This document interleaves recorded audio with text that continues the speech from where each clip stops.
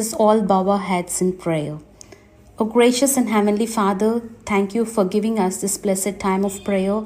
Thank you for talking us through your word. Oh God, thank you for blessing each one of us, oh God. We are so incredibly in need of your power and strength, oh God. Please fill us with your spirit and love and unity among us, oh Father. We pray for all the believers who are around the world, Lord. We pray and ask you for help such that we will set aside our differences and we will all look to you for a greater cause, oh God. Please help us to truly live our lives with full love and with full faith, oh God. Help us to know that only through the power of the Holy Spirit we can do it, oh Father. And also please fill us and move us and guide us, oh Father, and fill us with your mercies, oh Father, and also draw people close to you, O Father, as they have listened to the word of God. You touch their hearts and speak to them, O Father. And bless all their family members, O Father. Whoever have watched the word of God, please bless them abundantly such that we will be a blessing to others even, O Father. And also we need your wisdom to guide us, and also we need your spirit to lead us, O Father, as we are moving out in this world, O Father. And also please help us to live a godly life such that we will bring glory and honor only for you, O Father. And also we thank you and we praise you for giving us this blessed day, O Father. And also we praise you, O Father, that you have given us a great purpose and hope, O Father, and we really thank you from the bottom of our hearts, O Father. Help us to glorify you and honor you at each and every point of our life, O Father, and also help us to live for your glory alone, O Father. And also let your light shine amongst us, O Father, and fill us with your love and through us and over us, O Father. Let your light shine over us, O Father, and also help us to make a difference in this world, because we are your children and we are set as a special, and because that is only for your glory and purpose, O Father. And also help us to succeed in all the ways whatever have been ordained by you, O Father, and may all your plans be succeeded amongst us, O Father, and may we reflect the peace and may we reflect your love to the world, O Father, such because the world is desperately in need of this love, O Father. And also heal all my brothers and sisters whoever are sick, O Father. Heal them and fill them with your spirit, O Father, and help us to worship you with all of our hearts and soul, O Father. And whoever are still not yet saved, O Father, you please save them and help them, O Father. Please show your grace to them such that they will believe in you and they will have faith in you alone, O Father. O Father, please be with us and strengthen us in the coming days, O Father, and help us to love you alone with all of our hearts. In Jesus' almighty name I ask and pray. Amen.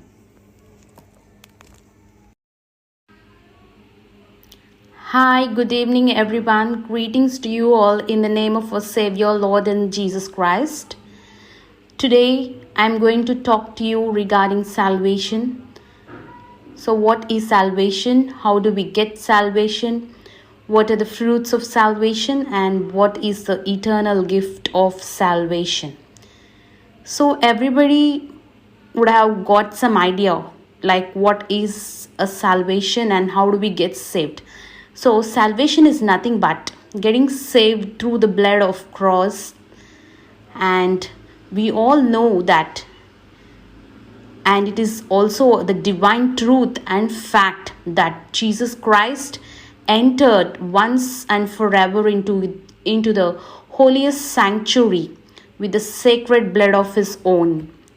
It is not by the blood of animals nor by the blood of someone else, but it is his own blood, and that is also the sacred blood of his own. So let us turn our Bibles to Hebrews 9th chapter 12th verse. Hebrews 9th chapter 12th verse. Neither by the blood of goats and calves, but by his own blood he entered in once into the holy place, having obtained eternal redemption for us. So the Bible tells us clearly that God, Jesus, has entered into the sanctuary, and that is the eternal redemption for each one. So we can say that our salvation is made secure forever in our God. So you need not worry of what your future is going to be if you're saved, and if you're saved by his grace. So Christ suffered and died for all of our sins. And let us turn our scriptures to 1 Peter 3rd chapter 18th verse. 1 Peter 3:18. For Christ also hath once suffered for sins, the just for the unjust, that he might bring us to God, being put to death in the flesh, but quickened by the Spirit. So here we can see that our God is very innocent, and he is the innocent for the guilty. In order to bring us closer to God by his body, he was put to death, and he suffered and bled and died for all of our sins, but he was raised back to life by the Spirit.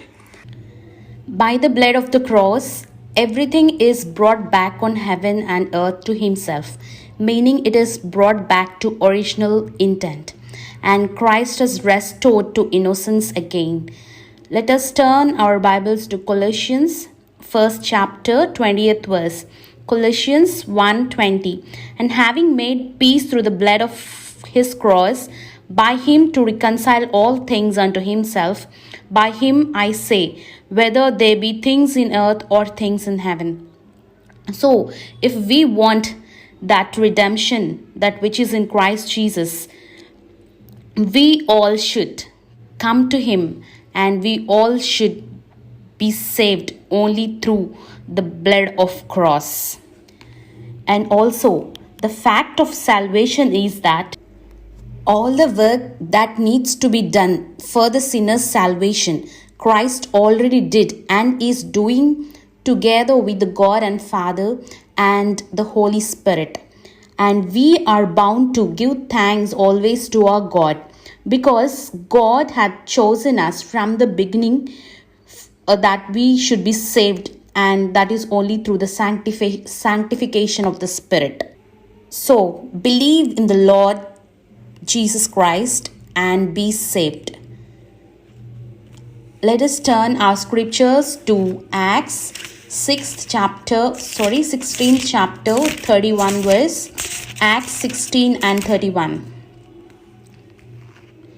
And they said, believe on the Lord Jesus, that thou shalt be saved and thy house. So if you want to be saved, and if all your household want to be saved, we all should definitely believe only in the Lord and Savior Jesus Christ, and then only we can be saved, or you can be reborn again in the Lord.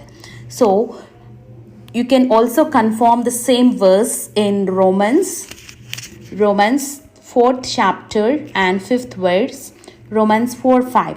Now to him that worketh is a reward, not reckoned of grace, but of debt. So by believing on the justifier, the sinner's faith is counted for righteousness. And this is definitely a good news, because we are all sinners right from the mother's womb. But because of our God and Savior Jesus, we are all justified, and we are all counted for his righteousness, even though we were sinners once upon a time. But since we believed in the God and we believed in Jesus through the resurrection power, we are all counted for his righteousness. And this is a good news for each one of us. So I speak to you tonight that the living truth is that we all should unite our hearts and believe in God, and then only you can experience the eternal life that what God has promised to each one of us. And also, being a Christian, it is your duty to bear fruits, because a Christian is defined as a fruit-bearing branch abiding in the vine of Christ. And the believer should add all the virtues, all these virtues to his faith. Not only faith, but also you should have patience, self control, goodness, brotherly love, and brotherly kindness, so that you can be fruitful. If you are saved, definitely you should be also fruitful, and in order to be fruitful you should be having these extra qualities, or you should be having these virtues, such that you are able to produce some fruits for others around you. Those are nothing but a patience, self control, goodness, kindness, love, faith, etc. But you can also see the fruits of the spirit in Galatians 5th chapter 21 verse 21 to 26. You can study later on, and all the fruits of the spirit are clearly mentioned there, and love is the most important fruit of the Holy Spirit. And therefore so it doesn't mean that we are not saved because we bear fruit, but it is otherwise true. The vice versa is true, that but every believer, whoever bears fruit, is saved by trusting and resting in the perfect redemptive work of the God. Therefore, every believer is supposed to bear fruit.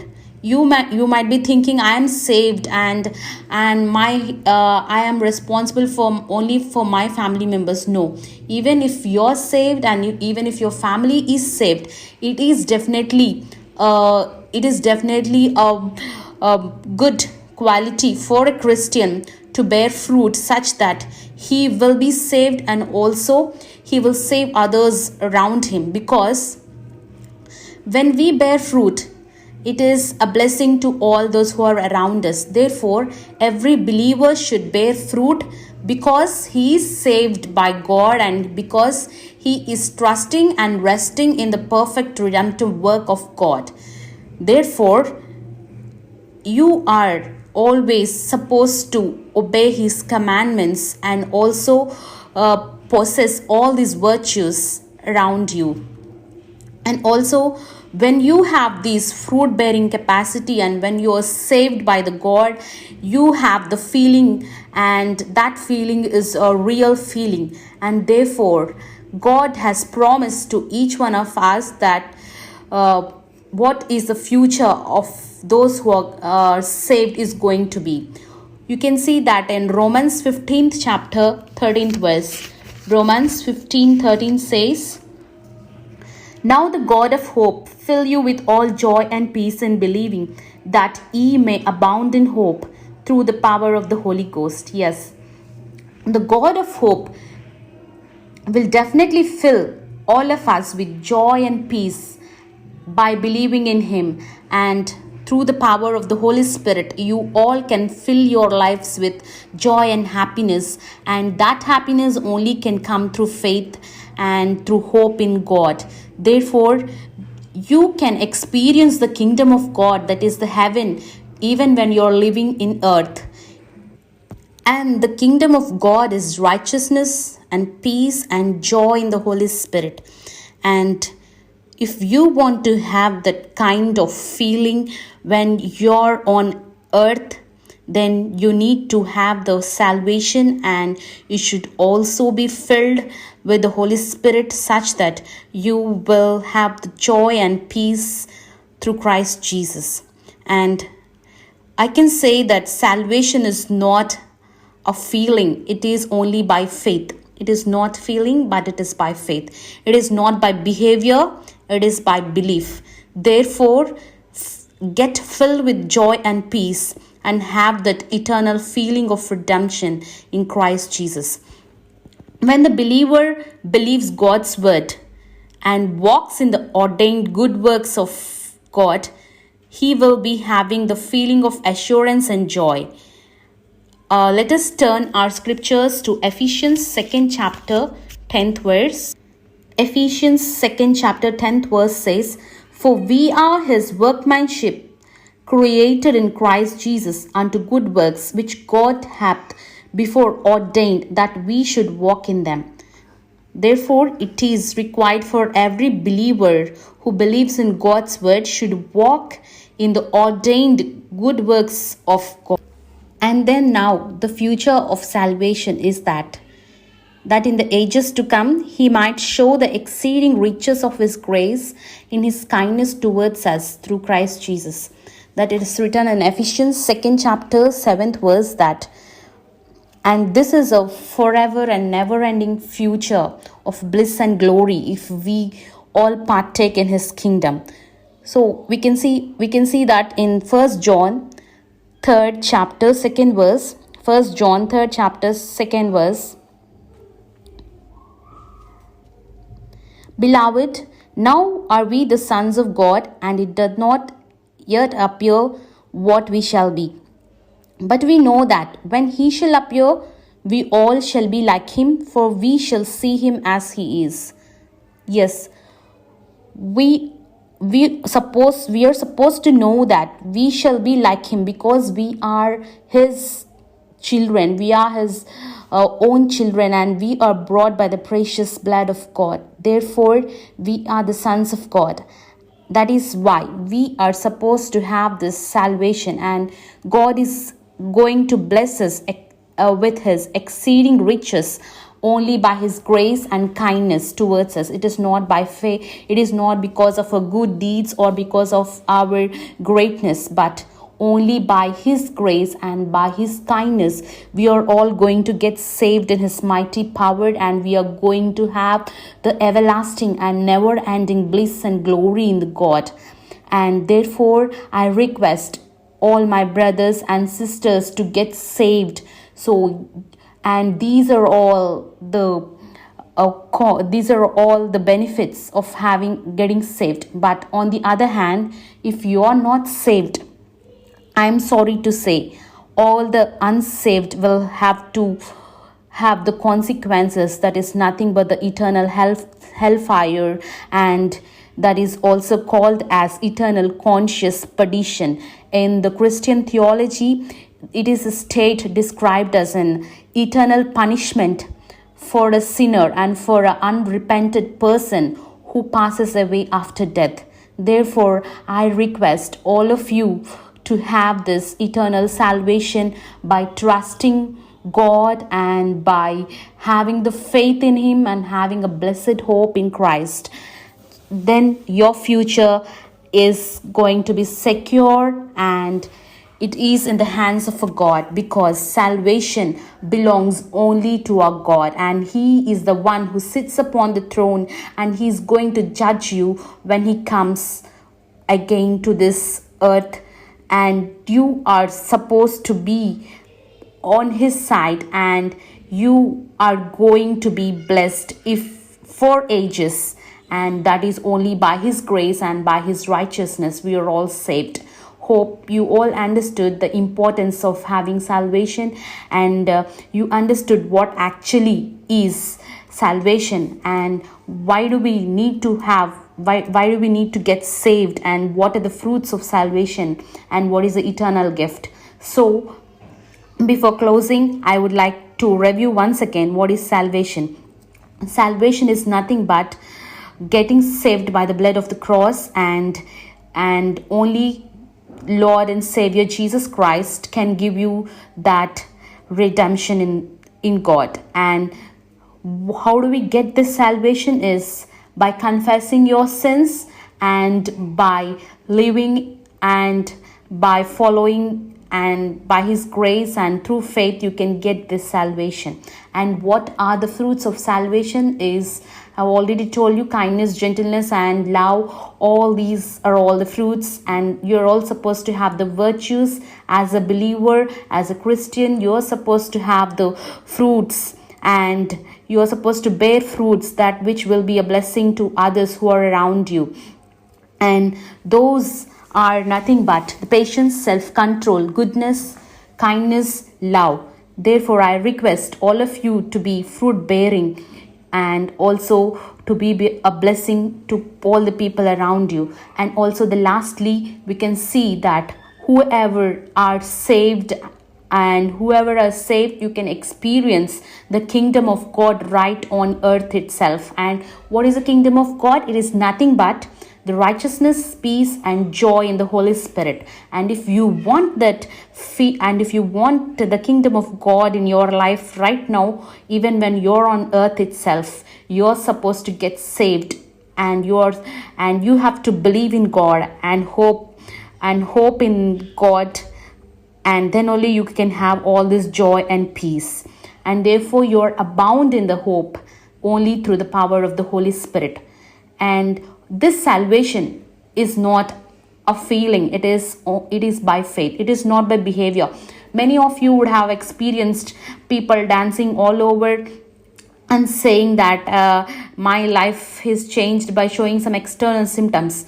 I may not say that it is not right or wrong, but it should be a belief right from your heart, and you should believe with all your heart and with all your soul and with all your mind that only Christ can save you, and that is the salvation. And when you have this salvation, you will be filled with joy and peace, and it is such a good feeling to have that salvation. Therefore, my dear brothers and sisters, believe in God's word and walk in the ordained good works of God, such that you will have this eternal assurance and joy in God. Thank you all. Have a blessed day, and keep praying for all of us. And also we are praying for you. Have a good day. Bye bye.